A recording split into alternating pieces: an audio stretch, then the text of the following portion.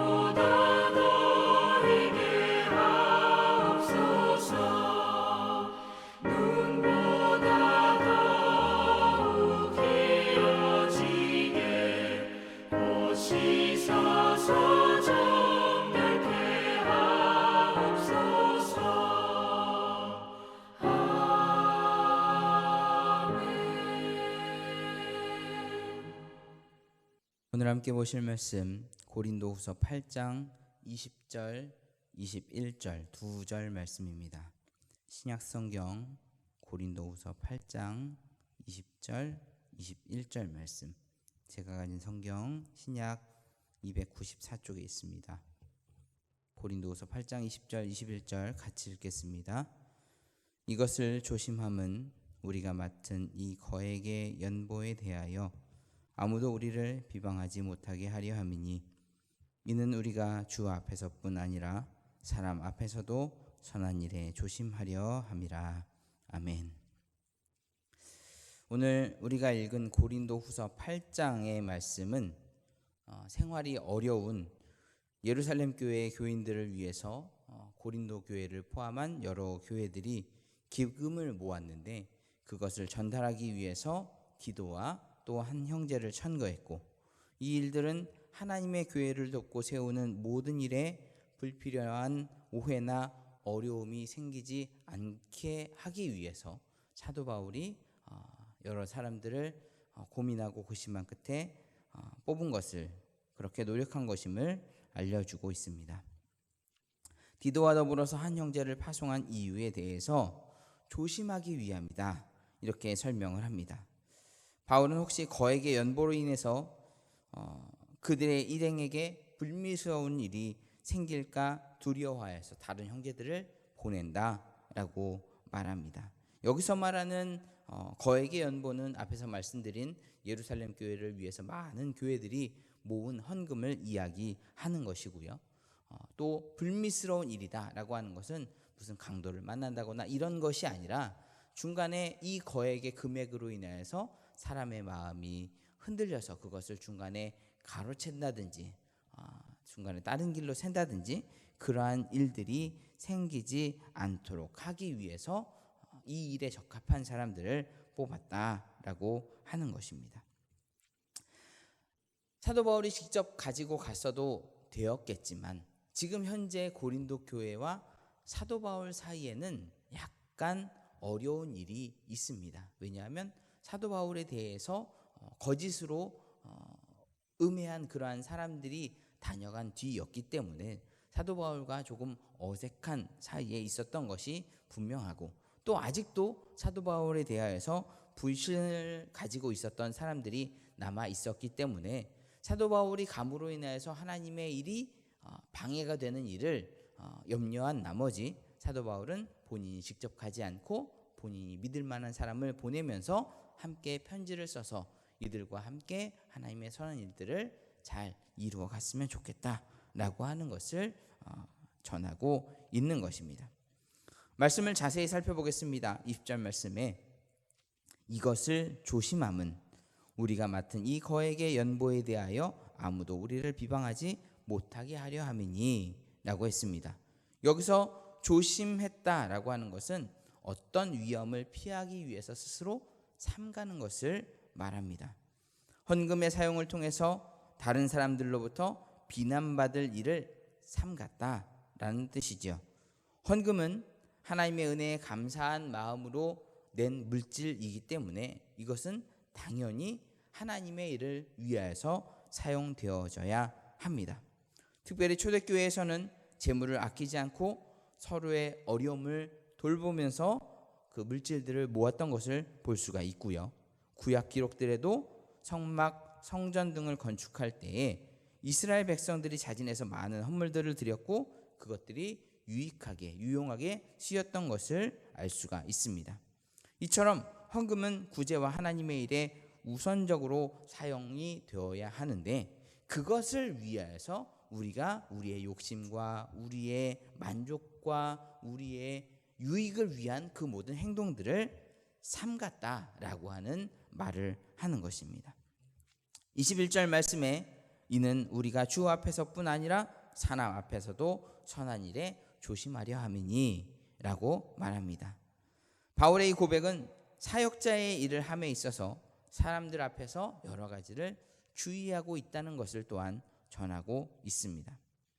하나님의 일을 한다고 해서 아무렇게나 아무 방법이나 택했던 것이 아니라, 그리고 주변의 사람들을 무시하고서 내 마음대로 했던 것이 아니라, 주의 일을 감당하는 사람이라고 한다면 하나님뿐 아니라 사람들 앞에서도 선하게 행동해야 하고, 나는 그것을 지키기 위해서 지금 이렇게 열심을 내고 있다라고 하는 것을 말하는 것입니다.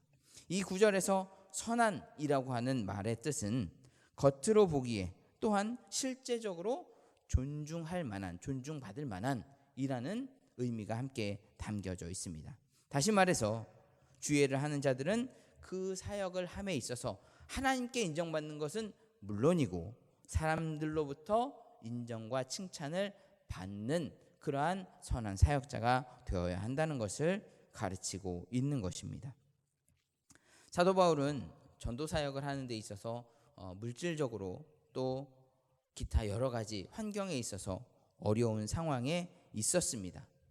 그러면 여러 교회들이 그 전도 사역자들을 위해서 모금한 여러 가지 모금, 지금으로 이야기하면 어떤 사례비나 생활비가 될 수 있겠죠. 그런 것들을 받는 방법이 있었는데 사도 바울은 자신이 스스로 그것을 받지 않았다라고 하는 것입니다. 왜냐하면 교회가 어려운 것을 알고 있었고, 그 어려운 가운데서 사역자에게 생활비나 전도활동비를 후원해 주기 위해서 사람들이 돈을 모으는 과정 가운데 어떤 사람은 시험 들게 될 수도 있을 것이고, 어떤 사람은 더 깊은 어려움에 빠질 수도 있을 것이기 때문에 나라도 그것을 받지 않고 정말 필요한 곳에 사용되고자 원하는 마음을 가지고 사도 바울이 스스로 천막 깁는 일을 하면서 본인의 전도 비용을 감당하고 그리고 하나님의 일을 감당했던 것을 보게 되는 것입니다. 물론 이런 행동이 하나님보다 사람들의 눈과 입을 두려워하면서 행하는 일이면 안 되는 것이겠죠. 사람들의 눈과 이목을 집중시키기 위해서, 스스로 잘 보이기 위해서 하는 행동이어서는 또한 안 된다는 것입니다. 하나님을 경외하고 사람을 사랑한다는 차원에서 그 사역이 실행되어져야 그것이 하나님께서 기뻐하시는 온전한 사역이 되는 것이고, 그러한 온전한 모습이 사람들에게 비추어질 때 그 모습을 통해서 하나님의 선한 사역자로서 인정받게 된다는 것이죠. 우리 모두가 하나님의 일을 감당하는 데 있어서 다른 사람에게 어떤 질타나 오해를 받는 행동을 해서는 안 되겠고, 많은 사람들에게 선을 행하며 그 선을 우리 몸으로, 우리의 삶으로 나타낼 수 있는 그러한 온전한 삶을 이루기 위해서 힘써야 할 줄 믿습니다. 요즘 코로나19로 인해서 일부 교회들이 잘못된 행보로 인해서 세상으로부터 손가락질 받는 경우들을 종종 접하게 됩니다. 믿음을 지키면서 예배를 드리는 것도 중요하지만 한 가지 방법만을 고수할 것이 아니라 하나님의 뜻을 이루는 지혜가 필요하다 하는 것이죠. 내가 예배 드리는 것이 중요하다고 해서 안 된다고 못한다고 하는데도 억지로 모이는 것은 하나님의 영광을 오히려 가리는 일이 될 수도 있는 것입니다. 하나님의 영광을 위해서, 하나님의 뜻을 위해서 우리가 믿음을 올바로 지키기 위해 하나님의 지혜를 구해야 할 줄 믿습니다. 하나님께서 형식뿐인 제사를 받지 않으신 것과 예수님께서 종교 지도자들의 외식하는 그러한 모습을 책망하신 것들을 보면서 우리도 신앙생활에 담아야 할 하나님의 마음을 바로 알아야 하는 것입니다. 이것을 한마디로 경건이라고 표현할 수 있습니다. 야고보서 1장 말씀에서는 경건에 대해서 정의를 하면서 고아와 과부를 그 환난 중에 돌아보고 또 자기를 지켜 새 속에 물들이지 아니하는 것이라고 표현을 했습니다. 결국 이것은 성도의 흠없는 생활이 단순하고 소극적인 삶이 아니라 보다 적극적으로 자신을 세속으로부터 지키면서 또 더불어서 이웃을 사랑하며 이웃을 돌보면서 이웃과 함께 가는 참 사랑의 사람의 모습을 가져야 한다는 것을 가르쳐 주고 있는 것입니다. 우리가 하나님을 믿는 사람으로서 지금 사람들에게, 세상 사람들에게 어떤 평가를 받고 있습니까? 어떤 사람은 이렇게도 이야기합니다. 나는 예수는 마음에 드는데 예수 믿는 사람들은 도저히 마음에 들지 않는다. 이런 이야기를 하곤 합니다. 이 이야기를 들으면서 우리가 무엇을 깨달아야 하겠습니까? 겉모양만 무엇인가 번드르르한 신앙인의 모습을 갖추고자 노력할 것이 아니라 정말 예수님께서 우리에게 보여주셨던 참 사랑의 모습을 갖춰야 할 줄 믿습니다. 하지만 사람의 칭찬을 얻기 위해서 또 그것을 의식하면서 너무 한쪽으로 편향될 것은 또한 안 되겠죠. 하나님께서 기뻐하시고 사람들도 인정할 만한 그러한 믿음을 지켜낼 수 있는 우리 모두가 되어야 할 줄 믿습니다.